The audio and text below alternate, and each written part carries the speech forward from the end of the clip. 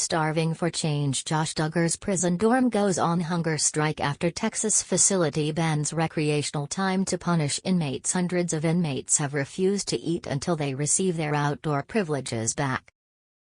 Josh Duggar's prison dorm has gone on a hunger strike as the Texas facility has temporarily banned recreational time.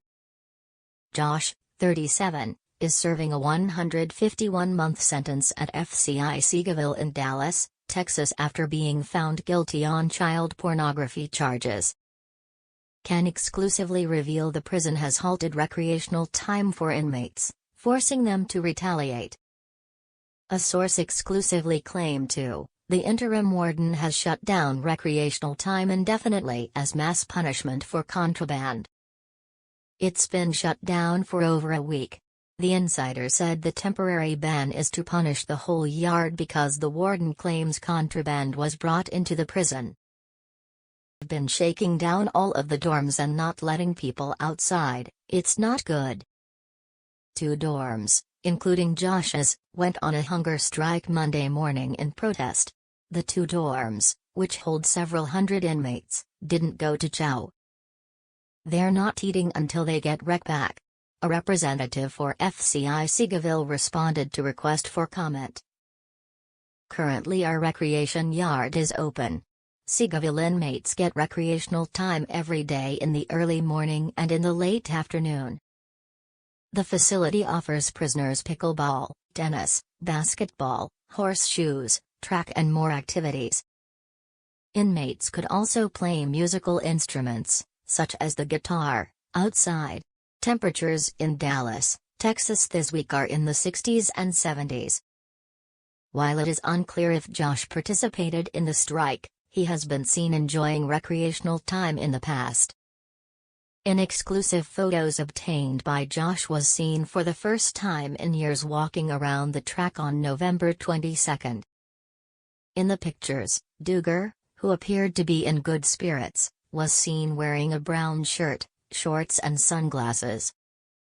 Prior to the walk, Josh was last seen in 2022 when a prison photo leaked of him behind bars. Loved ones of inmates are outraged over the ban, as they have turned to support groups to express their frustration. Outrage from loved ones, one wrote in a group, they are still doing the shakedowns in each building. I do not know why the whole area is not allowed in the recreation yard. They still need outside exercise for their mental health and physical, another said. My loved one said it most likely will be closed the entire time this temporary warden is there. 2 to 3 more weeks. A third raged, this is so wrong. Food issues. Josh's potential hunger strike comes as the has reported inmates are forced to go to the prison's commissary to avoid going hungry. A source previously told. Grits, tiny portions of corn, half rolls, a couple ounces of deli meat, they're serving them these crazy portions. They've been getting half portions of food for months. People are having to buy food from the commissary or go hungry, it's wild. Complaints from loved ones have gone nowhere. Seagoville responded to request for comment regarding the food portions. FCI Seagoville provides all adults in custody with food that is consistent with the national food menu to include portion size. We take all complaints about the institution and services provided very seriously and all complaints are fully investigated. Currently, FCI Seagoville has not received any complaints regarding any aspect of the institution's food service department. Also previously reported, the food they get is regularly expired.